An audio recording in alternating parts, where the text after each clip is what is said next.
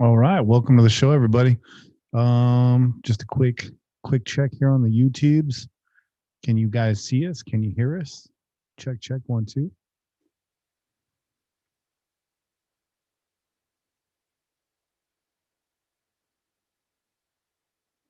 All right.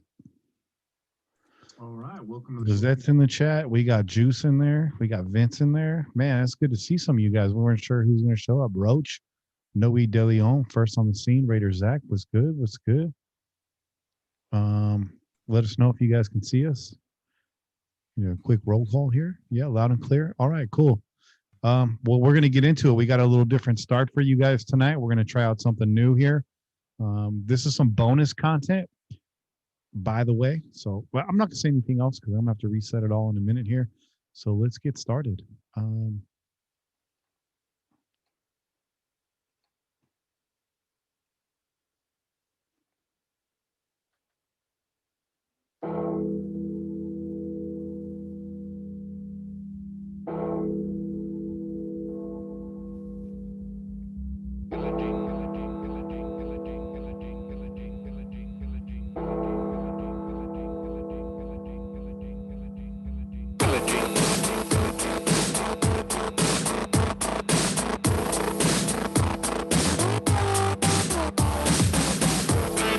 You're listening to the Pillaging Podcast, proud member of the Crow's Nest Podcast Network, companion podcast to PJ4F.com, the #1 podcast in Raider Nation.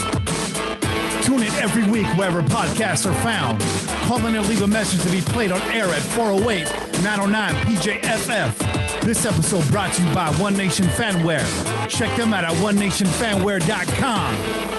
It's time to pillage another podcast. I'm your host, Kenny Stapler. It's time for a roll call.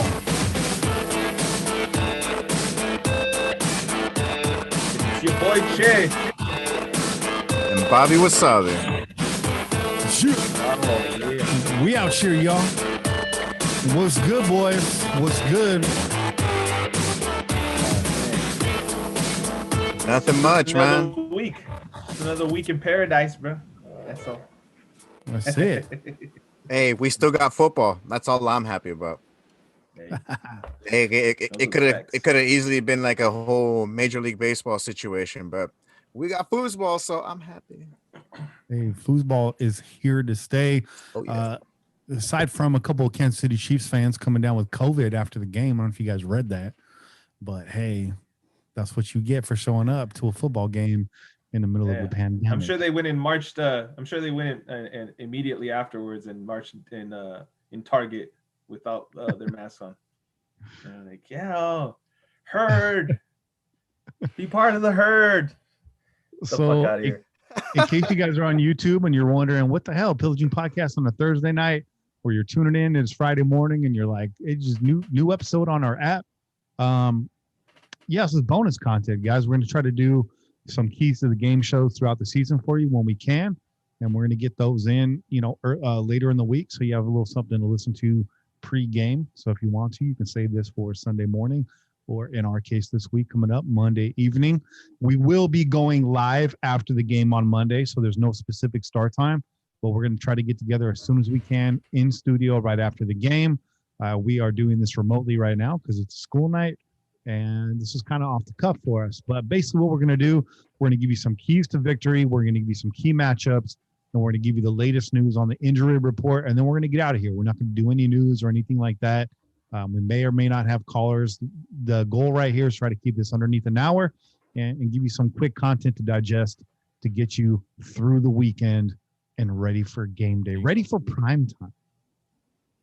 Let's set the table a little bit. I know Che is sitting on a frosty cold one, but before that, a big shout out to our sponsor over here, onenationfanwear.com, who's been putting in a lot of work. If you haven't gone to the website yet, you really should. They got some nice stuff. New on the site is we got this new pillaging heather gray tee with the champion style logo on it. This is gonna be great for working out in the yard, working on the car, wrenching on that automobile, spilling beer all over yourself. This is that work shirt, man. This is that get that work, that sweat, pit stain, heather gray. get it in shirt right here. This is for mowing the lawn. This is for doing all that stuff. We're sitting in the driveway and watering the concrete. It's also for getting it in. It's also for getting it in. You know, when you're skinny, you get your flirt on. When you're fat, you make love with your shirt on. You know what I'm saying? Beer stains and all. And then also it's almost hoodie season, so make sure you go get your official Champion Pillaging branded hoodie with the heather gray fleece interior. I'm a big fan of Champion. I've been rocking Champion for a long time. I used to work for Champion, and this stuff lasts forever. I can attest to that. So make sure you go on over to onenationfanwear.com. Also, right now, limited edition, all white, icy, frosty pillaging hat that Bobby's wearing right now on the live feed. So if you're not tuned in, you're missing out on that. But all this gear is super quality. I've been rocking this pillaging hat, my proudly hated hat. Everything stands up, very comfortable. Everything fits really nice. The shirt's butter soft. I'm wearing the Raiders 3 trophy shirt right now. You're going to love it, guys. Just get on over there and grab yourself something real fly. The season has started. You can't afford a jersey, but you can buy a t-shirt. Wait. And I think Che is actually wearing a shirt that I believe is making its comeback. I believe I heard Johnny mention something about that. I'm not sure, but I heard him talking about that, and I was like, yo, if it is, people hitting up about that. So you go check in on that. Get signed up to the newsletter too. He's always dropping, like little promo codes and whatnot. Yeah, it's definitely worth it. Definitely worth it. And again, like, because there's a lot of limited stuff, you don't want to miss out, and this, like I said, the gear's quality, unlike Randy Moss, it's not going to quit on you. It's just going to keep going. It's just going to keep going. You know what I mean? Thanks, bro. Anyways, I don't have any fancy sound drops or anything for tonight's show. We're just going to go into it raw. The Zoom stuff has really prepped us for this. So we feel like we can bounce back and forth. We're going to do some studio shows, and we're going to do some Zoom stuff maybe during the week. Try to get some more content out to you guys as much as we can. Understand, we're regular folks like y'all. We got day jobs, we got families, we got all that stuff, but we're trying to bring as much as we can to you guys, because the Pillager's been holding us down for a long time. So we're just doing our job over here. Are you guys ready to get into this, man? Let's do it. All right. So I just want to ask you guys, make sure you leave your mics off mute if you can, so we can be quick and snappy with the responses. I'm tired. I spent all day on Zoom, and I spent all day telling people, you're muted. Hey, Eric, you're muted. So I don't want to do that anymore. See, I'm just gonna. I feel you. See, I'm just gonna start moving my lips, and you'll be like, "Bobby, you're muted." Bobby just stays muted because he's got the pedals jumping off over there. He's got the farts blasting out. But it's okay. We want to hear that too. Hey, that's what that chorizo does, bro.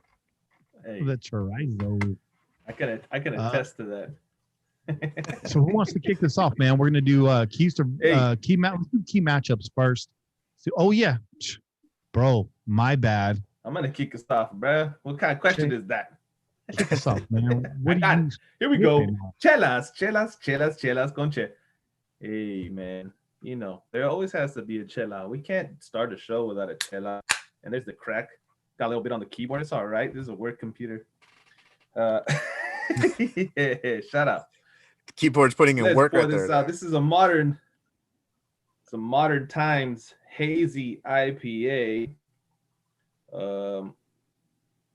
It's pretty good, man. Yeah, boy. Nice. Look at that. Can't see me. You can't see me. This is the Tycho. Okay, this is the Tycho Hazy IPA. This bad boy is coming in at a 6.8 ABV.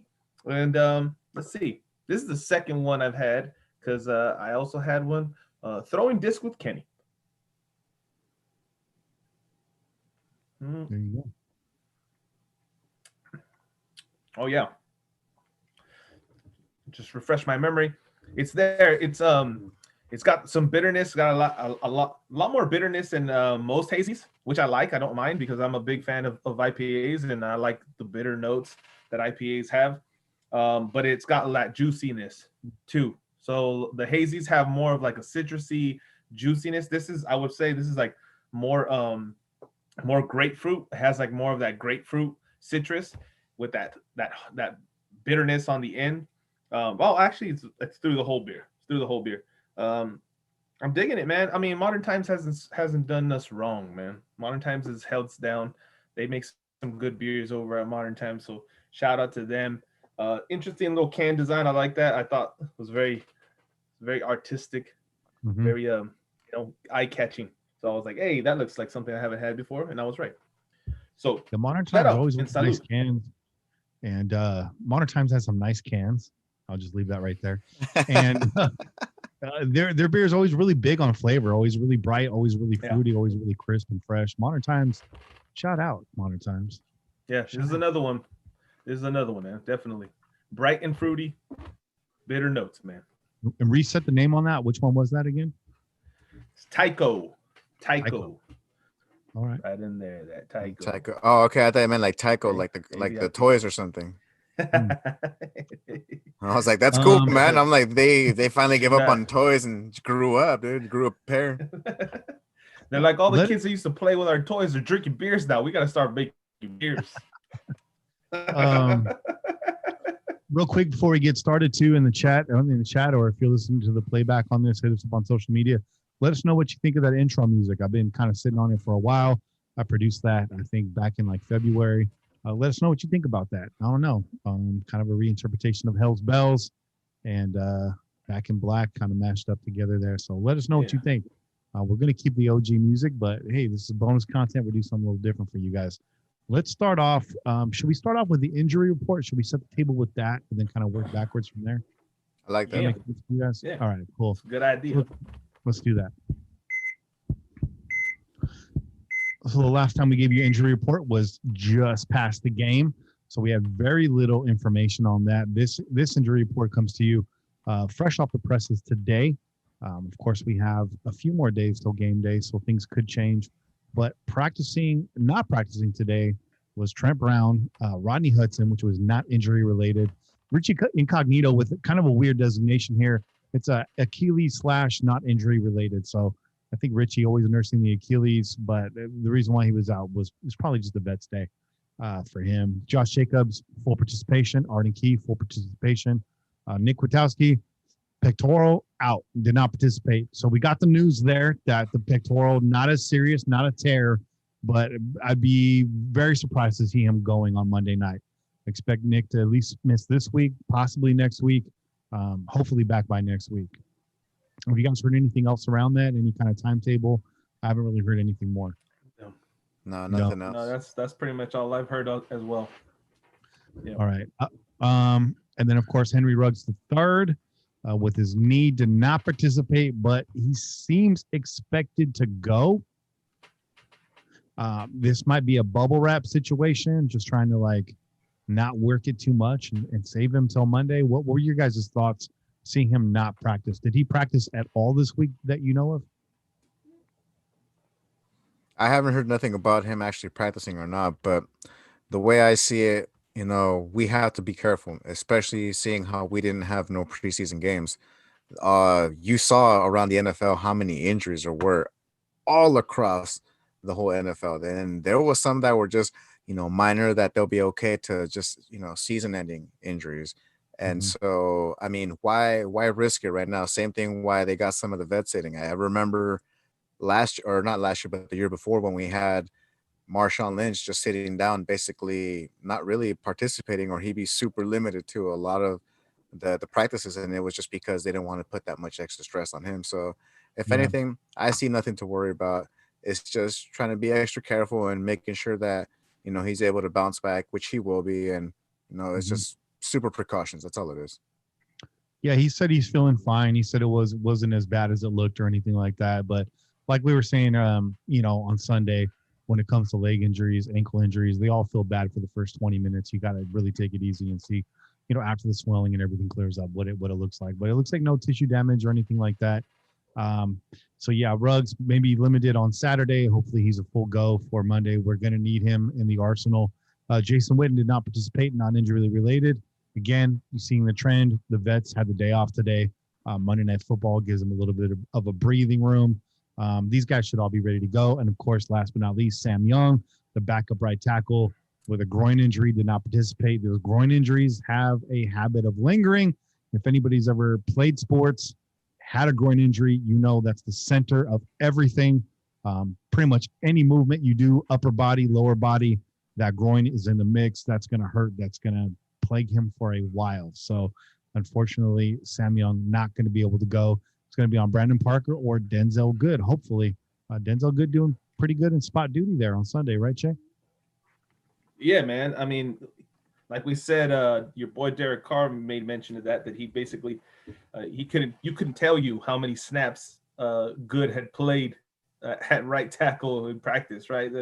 In zero experience on that, he just was thrown to the wolves, held his own. We know we gave up 0 sacks, so when you can keep your quarterback clean, you can keep him from getting hit, then you're doing a good job, man. So that to me makes me feel more confident in Denzel Good than going and putting Brandon Parker out there just because he's the right tackle. Like I'm not a fan, Brandon Parker. I'm not a fan. You haven't shown anything to us to make us feel confident in you and feel like, oh yeah, put Brandon Parker out there. He'll take care of the job.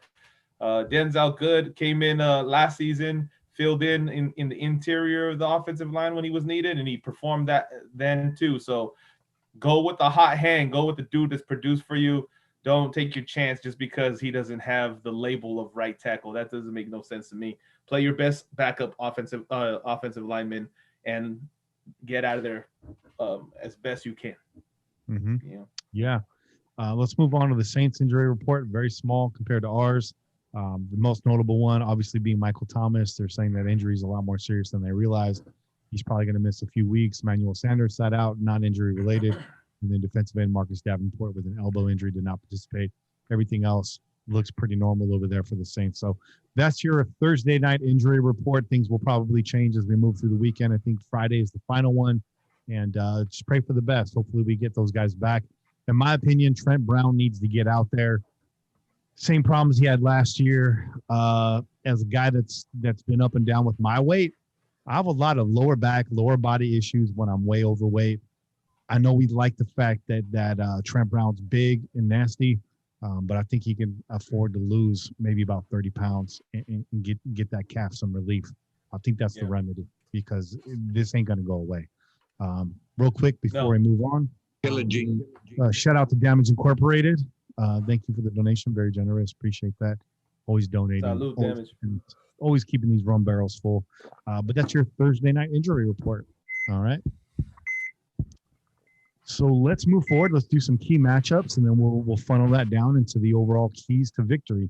So, Bobby, why don't you start us off, man? You got something to say about this defensive line. Let's go. Oh, my goodness. Yeah. Basically, the defensive line has to step it up, period.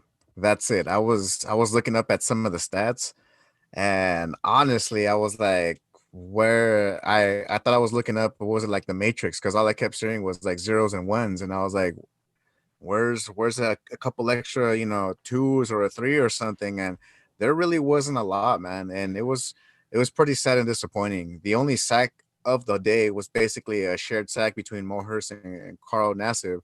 And, that was cool because, Mo Hurst got in there. And thank you guys for the shout out to my boy, Mo Hurts. That's right. I heard that.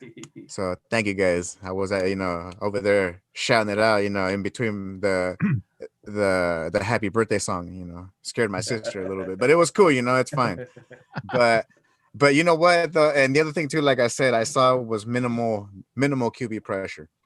And that's the one thing that we have to make sure that, we bring this week is that we got to bring that pressure to your man Breezy, man, because it's in reality, we're going up against one hell of an O-line right now.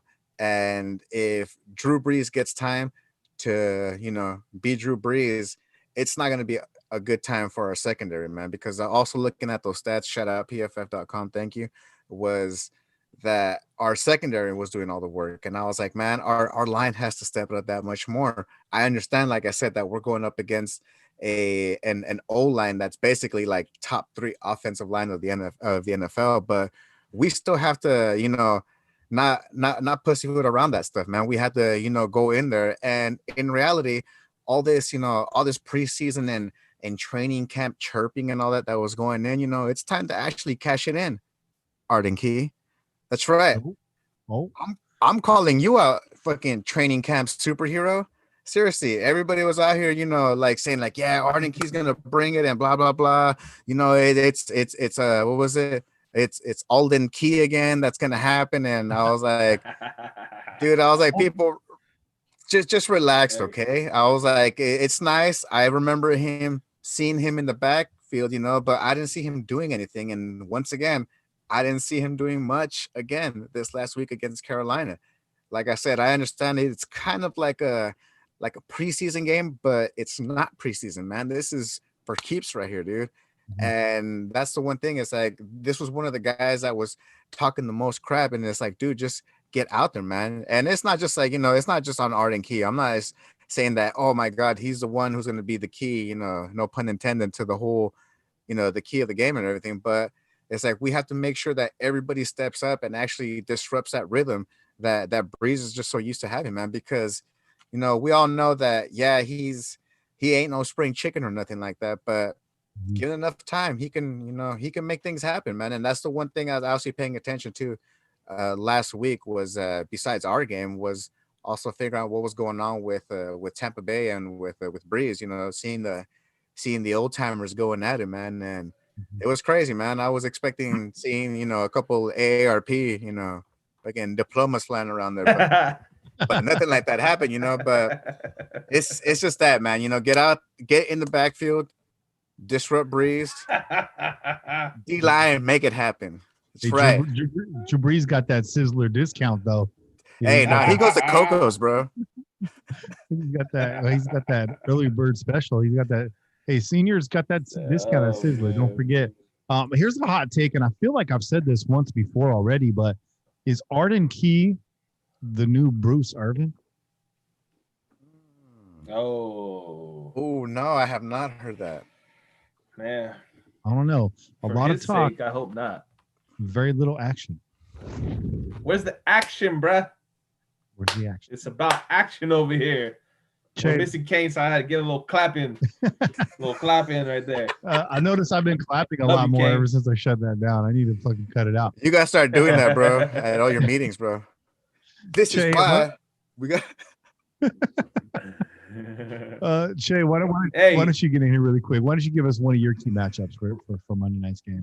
Well, real quick before we move on, you Bobby pointed out Alden Key, right? Shout out to Alden Smith, man, on the comeback. Yeah. You know what? He didn't quite pan out. He had all the issues, and they forced him out. The NFL, come on, man. Like, honestly, NFL, the day and age that we live in, for you to suspend a dude for smoking a blunt or smoking weed is just kind of, for that long, to keep him blackballed like that, that's kind of ridiculous. But he's back in the league, had himself a hell of a first week in Dallas. He's already looking like their best defender. I don't know if that's saying much or not, because they're missing a whole lot of people over there. But he balled out. I think he had something like 6 tackles, 5 assisted, and a sack. So, hey, man, Alden Smith looks like he's going to do some things. So shout out, man, former Raider. And I don't think he ever did anything wrong for us to hate on him. So shout out to him. But yeah, that's a nice. That being said, right there, that's a nice little tidy little stat line for Smith. Hell yeah! First game as a. I mean, I think he's listed as a linebacker, defensive end. That's pretty good, man. 6 solos, 5 assisted, and a sack, and I think he had a forced fumble too. Damn. Something like that. Yeah. Look out! So he's back, man. He's back. So, who you looking at through the bottom of that beer glass this weekend? Who are you going to be keying on, man? I mean, as far as my key matchups go, we're doing key matchups. We reverse the order. Yeah. Okay. Key matchups. I would say this, man. The key matchup to me is actually our tight end, and I see that somebody else. I think you're talking about New Orleans' tight end. Our tight end, okay, with Ruggs out, and we know that the Saints have a great defense, man. This team is no joke. There's a reason why they've been on the cusp of going to the Super Bowl for the last 3-4 seasons, and that's because they are a complete team, okay? As Drew Brees has lost a step and he's fallen off, he's starting to get old, and he's not doing what he used to do. they're still competing. Why? Because they have a complete team. They play on both sides of the ball. That defense is stout. They get after it. They got good QB rushers over there in Cam Jordan, and they have just overall just good players at each level, right? Their linebackers do their job, their DBs do their job. They get the ball, they cause turnovers. So for me, Waller is major for us because he's gonna be the guy that kind of bails out Derek Carr, right? He's the bailout man. Where we have if Ruggs is out there and he's able to go and he's able to perform to his best abilities, he's gonna spread the field. So what's gonna be left open? We hope that Waller's gonna catch a matchup with a linebacker that he can beat on a one-on-one. We hope that he can get a one-on-one matchup with a small DB, right? And for me, that's the key to beating the Saints, is to take advantage of that space in the middle, or take advantage of mismatches with Waller. We know he has the height. We know he can run like a wide receiver. He had himself a decent game last week, but I don't think we've seen the best of him. So I'll really, in order for us to be in this game and for us to win this game, Waller has to have a big game for us. Obviously, we know Josh Jacobs has to have a hell of a game too, because he is our offense. He's the main guy, but that's too easy, right? It's obvious we need Jacobs to perform and do what he did last week. If he could do something like what he did last week, we're going to be in good hands. We're going to be in the game.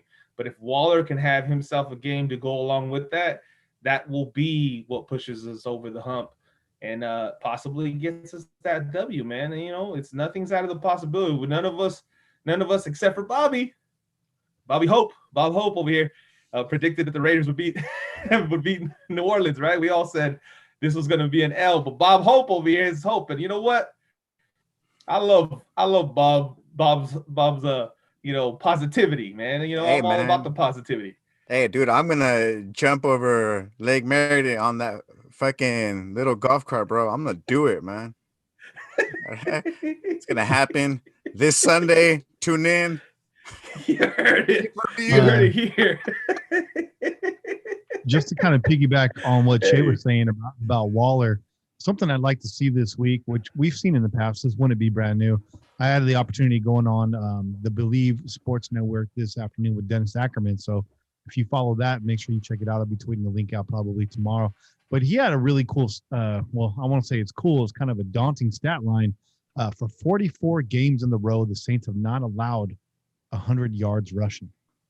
And I feel like the key to maybe getting Josh Jacobs a little bit of room against that defensive line of the Saints, which is, again, overlooked because of this high-octane offense, get Waller out in space, bust him out into the slot, move him out, move that linebacker out there. Bryan Edwards can block. Let's spread this offense out and see what Josh Jacobs can do in that kind of formation. So I don't know, just a thought. I'm just throwing it out there. It'd be kind of fun to see that. Absolutely. I mean, that goes with what I'm saying, right? I'm not against that at all. However you get the ball, or however you create havoc using Waller, whatever gives you the best opportunity to open up the field and open up your offense, that's what you got to do. If it means you spread them out, you put them out. We've seen them use Waller every which way, so there's no reason why they should stop doing that this week, right? They've put him outside as the far outside wideout, match him up against a DB that's undersized, and just throw that ball up in the air. You put him, you shift him out and put him as a slot receiver, let him run a little cross route or a post route. All those things are options. Every single one of those is an option. The bottom line is get the ball in his hands, let him do some damage, and that will open up things for Jacobs as well, right? And you know what? Get the ball in his hands in the pass game too. There's no reason why Josh Jacobs shouldn't be involved in this passing game. As a matter of fact, I saw a mention. Somebody was reporting on it, but he was talking about how he actually was taking some tips from Hunter Renfrow on his route running, so that he could find way to gain space on the inside and get more involved in the pass game, so he could be more of a weapon, not just as a runner but also as a receiver. And I appreciate that, Josh Jacobs. You're always looking to improve yourself. This is the reason why we got this guy, man. That's the reason why this guy's on this team. This guy's not happy just being who he is. He wants to be better. He wants to be the best. He wants to be mentioned with the greats.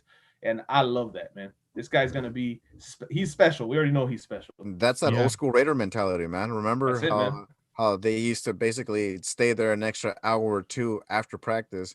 Lunchtime would come around, and they would still be out there playing another half hour before they'd actually go take lunch, man. So I like seeing that, man. It's that culture that needs to be instilled again, man. It's awesome. So we used to do that too, man. You know, we have our sloppy Joe in one hand, and running routes at the other, catching the ball the other. It was the good old days, man. That's some Mexican shit right there. You got your burrito right here that your mom made you. Because she said you couldn't go out and play with your friends unless you ate. So you had chicken with you. Hey. You had it right here. You ate and you balled, dog. You balled out, dog. So while Che was focusing on the the Raiders, Darren Waller, Raiders tight end, I'm going to flip the script, and I think one of the key matchups is going to be New Orleans Saints tight end Jared Cook, former Raider tight end. With Michael Thomas out, the Saints still have plenty of weapons at their disposal. But the safety net last week, the safety blanket for Drew Brees was Jared Cook. He had a good share of looks over there while they were playing Tampa Bay. So I'm looking at this linebacking core, this young linebacking core, Nicholas Morrow, who we kind of called out on Sunday. We talked about him, the pros and the cons, and how his cons really aren't matching up to the pros yet. I mean, we talk about what he's good at, but we need to see him excel at that. So not only the linebacking core, but also the secondary. Jonathan Abram did an excellent job last week keeping the game in front of him and netting 13 tackles. So if Jared Cook is going to be a safety net again this week, hey, Jared's going to catch the balls. You know, he's going to do what he does. We've seen him do it here when he was in Oakland. But make him earn it. Make him pay for it. Make him think twice coming over the middle. Let's bring that Raider old school mentality back. My eyes are going to be the linebacking core and Jonathan Abram matching up against Jared Cook this Monday night. You know, with all the weapons that they have at their disposal, don't let Jared Cook beat us. He's going to be looking to come to town and show his former teammates what he's got. I don't think there's any bad blood there, but it's a competition, y'all. And he's got a chip on his shoulder on Monday night, if Monday night only. So shut that down, take Jared Cook away, and that's one less vertical threat you got to worry about over there. And Trayvon Mullen versus Emmanuel Sanders, obviously on the other side. So those are my key matchups for the game. But let's get into some keys to victory, some kind of overall general strategical keys to victory. So let's mix it up. Che, why don't you lead us off? I'll go second, and Bobby, you can close us out. Yeah, man. So I mean, this is I think goes without question, establishing the run. We got to get our workhorse being productive early and often, and win that time of possession, man. The time of possession game is important, right? I know that a lot of people are like, oh, well, you know, some people could just bomb it. They score a touchdown in 5 seconds, and you know, they win the game because they just put up more points. Well, the Raiders are not that team yet. Okay, we're not the team that just stacks points in a matter of seconds. Okay, so time of possession is very important because the time of possession means that you are controlling the ball and you are keeping that man Drew Brees, even though he's old, even though he's got his little baston over there while he's walking along the sidelines, you know, you're keeping him on the sidelines. Okay, this guy is dangerous, man. Like, just because he had a shitty game against Tampa Bay doesn't mean he's going to come out and repeat the same thing against us. And as a matter of fact, we know because we've seen that man come in and destroy us in our own home. I was there. That hurt my soul. Okay. I almost chucked a Saints fan off the top of the stadium, bro, because he was just too loud. He was too proud. And he was talking too much ish, bro. I almost threw him over the edge. My cousins had to stop me. Shout out to my cousins for keeping me out of jail. But listen, I've seen that man just cut us up, man. And that's what he will do. He will come on the field and he will dissect this defense.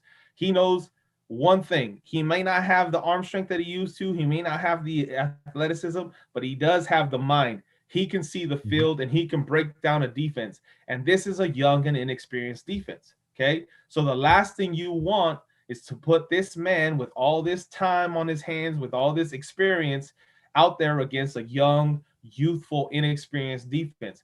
That's the last thing you want. The more shots he has at that defense, the more success he's going to have. Right? So keep him on the sidelines. Let him get cold. Let his fucking joints start aching. Tell those coaches have to come and rub him down with icy hot and whatever else they got to do to keep him warm. Okay? We want him chilling. Keep that dude chilling. Keep him over there on the sidelines. Okay? As far as our defensive line, goes, I think our defensive line needs to have an impact this week. Last week, we didn't really get after the quarterback, and that was okay because I think the key was keeping Christian McCaffrey under wraps. Okay. Right. Now, New Orleans has a similar running back. They have a very similar running back in Alvin Kamara, and you should expect that dude's going to have a lot more targets with Michael Thomas out, right? You should see, so he should be seeing some benefit of those extra targets, right? At least, I would say, anywhere from, a third of those targets that Michael Thomas would get to, maybe even 75% of those targets. We know he can catch the ball. We know he can run it out the backfield. Okay, so you're gonna have a similar guy, but I don't think he has that kind of as much of an impact as McCaffrey, just in terms of the fact that he's not the entire offense. Okay, so that being said, get after the quarterback. Okay, Drew Brees, old man. Yes, he's had plenty of running and all that kind of stuff in the past, but I don't think he's trying to do that anymore. I don't think he wants to scramble. I don't think he wants to be outside the tackles. He don't want to do that shit no more. That's not fun. You go out there, you get hit, you blow out a knee. At my age, I might blow out a knee just jogging down the track. So I know Drew Brees is gonna tear something or pull a hammy, bro. He's gonna pull a hammy, a nalga, and he's just gonna be like, ow, like I don't like that. I don't want to run around anymore, coach. So hold on really quick right there, because I'm hearing a lot of talk. I've seen in the chat, Drew Brees is washed. He don't look that great. So week one, Tampa. I'm not saying that you're saying that, Che, but no. I know you're not saying that. I'm saying the chat saying that, right? Last week one in the NFL, no training camp. The Saints playing in hot Tampa Bay, typically not a great outdoor team, but Drew Brees on primetime television is a completely different specimen. This dude is looking to silence the critics. He's going to be playing in an air-conditioned dome. I mean, everything is the table is set for Drew Brees to show up and do what Drew Brees does best. And, they said the same thing about Brees. The last time he took the field, he doesn't like to get outside the tackles. This guy will still pick up a first down on you when you're not looking with his feet. So everything that do whatever he has to do to win, bro. Yeah, everything you said is true, but at the end of the day, still Drew Breesy, and that's scary. Absolutely. So and like you said, Kenny, he's basically going into environment that he's used to. He's used to playing inside. He's used to playing under those lights. He's used to playing under that pressure. He's used to especially excelling when it comes to those Monday night games and all that, dude. Those big name games and all that, dude. And it really is all about that, dude. We have to make sure that we apply that much pressure from him. And in reality, it has to be, what I've been saying a lot is that salt and pepper, that Clee and Max, man. They have to step it up, dude. And like I said, I understand that we're going up against an offensive line that's no joke. The offensive tackles, they're right up there, dude. They got one hell of a pedigree. One of them went to 2 straight Pro Bowls. What was it? Teron Armstead. The other guy, Ryan Ramczyk. He was first team All Pro last year for allowing 0 sacks. So it's we're not going up against. I know somebody who's done that. I know somebody who's done that too. Exactly. And he's in the center of our offense. He's only the leader of our offensive line. He's only done it for fucking 3 years now. Right. And for some reason he's not all pro, but NFL voters. Fuck you guys. And by the way, Bobby, I'm gonna let you continue, but Mad Max, known as Dos Equis on this podcast. I saw that Twitter went with it. They now got the Dos Equis Mad Max graphic. DC4LCustomTees.com is selling it. You're welcome. That's all I'm going to say is you're welcome. Go cop that tee. It looks real nice. I saw Shorty with that on his little logo, dude. That's the first time I seen it. I was like, yo. Hey. I think Shorty designed it. Hey Dan, maybe we should get some free shirts over here, Dan. Just saying. Right. You know, we got some great ideas over here, bro. All right, Bob. Hey, you know what? One more thing, just before we move on, I just want to say this. I was talking about Kamara being a benefactor of those extra targets. That means you got to put some man boob all up on him. Everybody got to hit that dude early, often. Limit the chance of him having big plays later on in the game. Tire him out, wear him down. And that goes for a lot of these offensive players on New Orleans' side, right? You want to be physical with them early. We've been trying to recreate the bullies of old, right? The old school Raiders, the 70s, those guys. That mentality was beat motherfuckers up so they don't want to play you anymore in the fourth quarter. Like, I just want to go home. Please just leave me alone. Well, that's what we need now. We need a little bit of that on this defense. And I think Abram is trying to be that. He's trying to bring that, right? He's trying to lay that wood on people.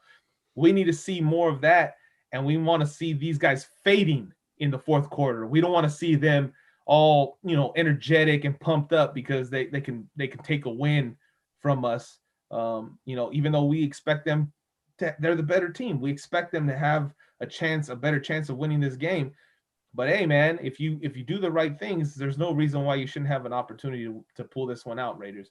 And I think that's not out of the realm of possibility. Bob Hope.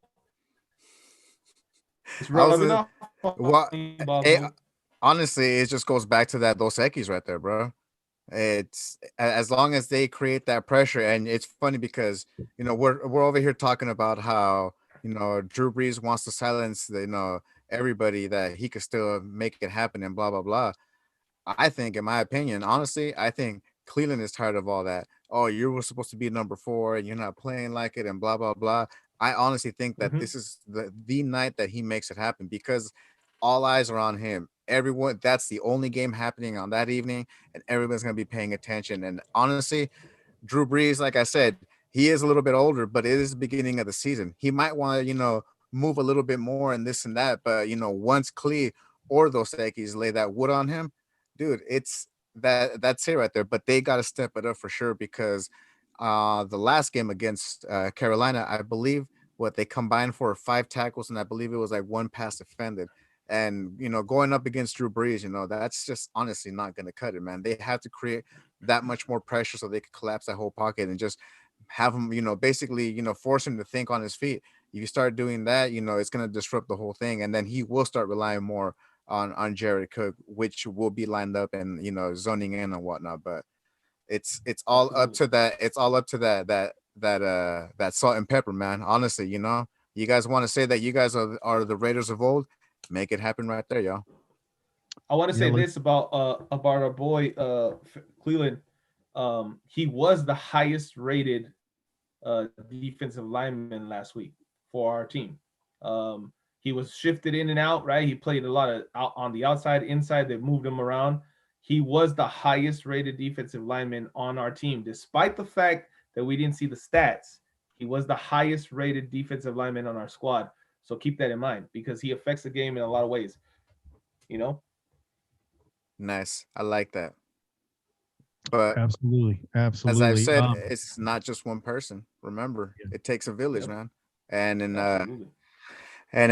our case, it takes a pillage. So just make it happen. I had to get that in there. I'm sorry. I'm going to give you my keys to victory here. It's going to seem a little bit obvious. We talk a lot about the Saints offense. It's really about wearing out their defense. Wearing out their defense means us staying on the field and keeping that offense off the field. The best way to stop an offense is keep them on the sideline, which Shea, he referred to. So keep the pressure off of Derek Carr, which they did a great job last week. Last year, the Saints averaged 3 sacks per game. They were ranked 4th overall in sacks per game in the entire NFL. Coming into week 1 this year, they look to keep that trend alive. 3 sacks on Tom Brady and the Buccaneers. So they haven't fallen off at all in that department as far as we've seen so far earlier in this season.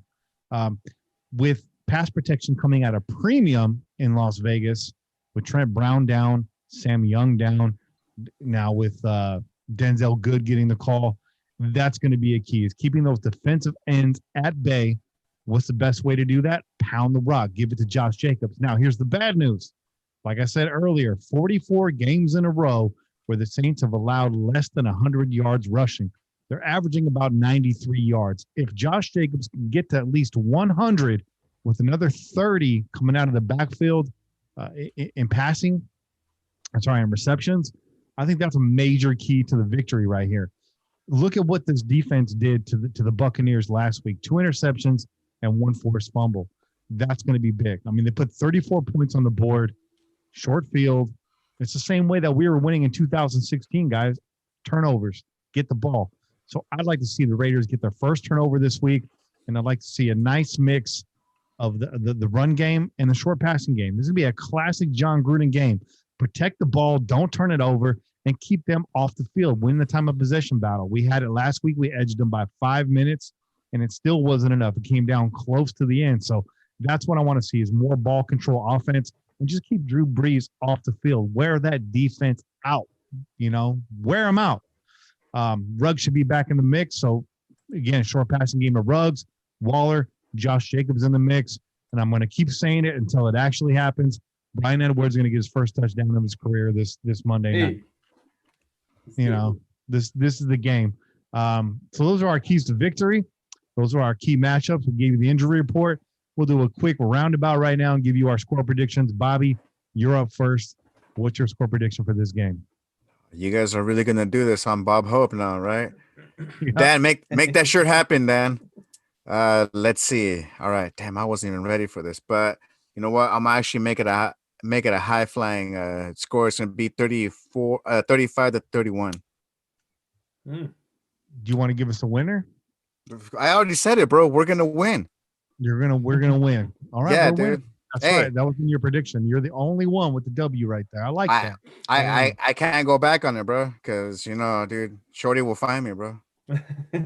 Trust me, dude. He found me. He found me with a ski mask on. He can find me, bro. That guy's like a ninja, bro. Really quick, just to rebuttal here. There's a G Physio 3 in the chat saying, try to score at will. I like that energy too, man. But when you got pass rush that the Saints have, you got to keep them honest, man. You got to keep them honest. I'm not saying don't go over the top. I'm not saying don't use misdirections. Try to get those gadget plays in there. We had the flea flicker last week. I want to see more of that. But in order to do that, you got to reel that defense in. You got to be Rick James on that, man. You got to get them in there. You got to suck them in. You got to draw them in. They're expecting Josh Jacobs to pound the rock. Let Josh Jacobs pound the rock. He'll run right through you. So let's see some of that. Che, what's your score prediction? I just want to add to that. I just want to say, if you see us abandon the run, we're in trouble. Yeah. Okay. If we abandon the run late in the game, it's because we're in trouble. So you don't want to see that. You want to see balance. You want to see us running the rock all the way until late in the fourth quarter. Okay. Time of possession is the key to winning this game, bro. We got to make sure that Drew Brees has the least amount of opportunities to hurt us. And that offense has the least amount of opportunities to hurt us. And that's the way you do that. You keep the rock in your hands, you pound it, you run behind all that man meat, get them man boobs all up on people, all up on them. And then you're going to be in good hands, bro, because we saw, I don't know if you guys have been, I know we all three of us follow Brian Baldinger, right? And he's always making the best cut-ups of Raiders, players. And he was highlighting the 3 inside men, bro. Okay. Incognito, Hudson, and Gabe Jackson. And that shit is a thing of beauty when you see them get after it and you just see Gabe pancaking motherfuckers, and you see Incognito and Hudson like double teaming and then fucking washing out the linebacker with it, like and just Jacobs just running up the middle untouched, just just cruising into the end zone. That's the kind of shit you want to be seeing this week. If we're doing that, we very well might just come out with this game. But like, if we're doing that consistently, there's no reason why we shouldn't win this game. Okay, but I don't expect New Orleans to give it to us like that. They're not going to make it that easy. They wrote a book about the Raiders' offensive line. It's called A History of Violence. Hey, you should read it cover to cover. Read it cover to cover, bro. I'm gonna give my score prediction. My score prediction is, and I'm bouncing back and forth with this. But I'm gonna say this is a close one, and New Orleans edges us out by a field goal. Okay, 28-31. Okay, all right. That's it. That's I'm really close to you, Che. I think the Raiders stay in this one. They got a lot to play for. It's opening night at Allegiant Stadium. Unfortunately, kind of a soft opening, right? No fans there. They're going to want to show out. They're proud of their new hometown out there. It's going to be prime time. They're looking to put on some entertainment. That's all I'm asking for is keep this game close. The Raiders lose this game, it doesn't keep us out of the playoffs. But let's be real. The New Orleans Saints, they're a Super Bowl contender. I don't see us winning this game. I'm going to stay true to my prediction. I'm feeling really juiced up right now. I want to say we're going to win. Heard all these keys to the game. Bobby's got me all pumped up. I want to believe him. But that's why I said it for us, man. See, I'll be that guy, so that way you guys don't have to bleed on the air, bro. Bob Hope, he's my spirit animal. Bob Hope. Well, my prediction very very close to Che's, but I think that the Raiders come up a little bit short. They make a late run at this, but it's just too late. 35-28. New Orleans Saints win this one on Monday Night Football, but you get a great game out of it. This team's going to have a lot of experience. They're going to come out of here having faced potentially a future Hall of Fame quarterback and a great defense. And again, a Super Bowl contender. I think they come away with this with an L, but something they could be proud of that they were in the game and didn't get blown out. Just don't get blown out. Let's have a nice game on Monday night. I want to be watching until the fourth quarter. Oh yeah. Not throwing up my hands in the third. Yeah. You know what I'm saying? I hate those games. Hey, I think that's the biggest key to the game, bro. Is if this team is in the game in the fourth quarter, then you should be proud of regardless of the score, regardless of the end result, regardless of if we lose or we win. If they are in this game all the way through the fourth quarter and they're hanging in there with New Orleans, then you should be happy because that's something we could build off of. That's something that might propel us further, even if we take the L. I think maybe a loss against New Orleans, but being close to them might actually propel us even more than coming out with a win, because it's going to tell them, like, we're on the cusp. We're right there. It's going to motivate them to want to reach that. And that might propel us for the rest of the season and take us where we want to go, man. That's the promised land. We want to go playoffs, right? We want to go playoffs, and we want to win a game in the playoffs. We don't just want to show up and be like, thanks for having us. We want to win a game in the playoffs. So this is the kind of game that can help you do that, regardless of the outcome of the score. Iron sharpens iron, bro. I mean, that's the only way we're going to get better, because if we're out there just playing flag football at the park, I mean, what's that going to do? That's awesome that we can play flag football, but can we actually, make it happen and basically, like you guys said, stay stride for stride with a team that's basically a contender? Like, yeah, we can. And I honestly feel that we can. That's why, you know what? It is what it is, and I'll say it like that because I honestly feel like these kids got that juice in them, bro. Like, they just want to make it happen. And like I said, Monday Night Football, why not show off a little bit extra? I just want to make sure that everyone stays healthy. Nobody get hurt. That's right. Hey, and I don't know about you, Bobby, but I can't play flag football, man. I'm gonna take somebody out. I'm probably gonna run over somebody. That's just me. I gotta put the shoulder into somebody, bro. I gotta feel somebody. I gotta let them feel me. Jay with the full body tackle and then ripping the flag out afterwards. Am I doing this right? He's gonna be putting that man boob all up on people. all up on Chad. I'm on the sideline like, put him in a body bag, Jay. Oh, Shout out guys. Cobra Kai. So anyways, give us some feedback. If you guys like this bonus content and you want to hear more of it, let us know. We'll keep coming in here and knocking these out. Quick hitters, a 1 hour show. They said we couldn't do it. Look at us now, Ma. Top of the world. Top of the world. Don't worry, it doesn't mean that the Sunday show is gonna get any shorter just because we do this. Nope. That's long format, bro. That is long format. This is like an escape valve. Like we just like loosen up a little bit so that it doesn't become like a 9 hour show. Shout out, Ru. I know you would have loved that still. It is 10:56 p.m. in the Crow's Nest. It's time to get the hell out of here. So we will be joining you again from the studio after Monday Night Football. Hopefully the gang can all get in here in a timely manner. It's going to be late. You guys are going to be gassed up. You're going to want to talk about it. So send us your phone calls, 408-909-PJFF. I want your immediate post-game reactions to get played on the air on Monday night. And have a good weekend, y'all. Be safe out there. That's it for tonight's show. Tune in every week wherever podcasts are found. Until next week, keep the wind in your sail and the rum in your mug and pillage on, Raider Nation. This has been a production of the Crow's Nest Podcast Network. I'm Kenny Stapler, joined as always by your boy Che, Bobby Wasabi. We out here. Peace. Go Raiders. Raiders. Like a freight train coming, you're blowing the town. Like a diesel motor, you never shut down. With your pistons pumping, you're mowing them down. It's a sight to see. They all lay their money down. When you're gone, mama, hell, you ain't acting right.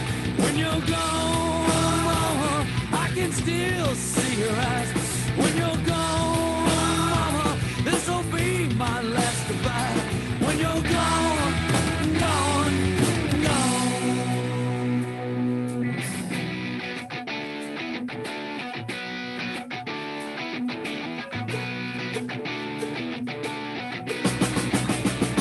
When the sky is gray and the night sets in,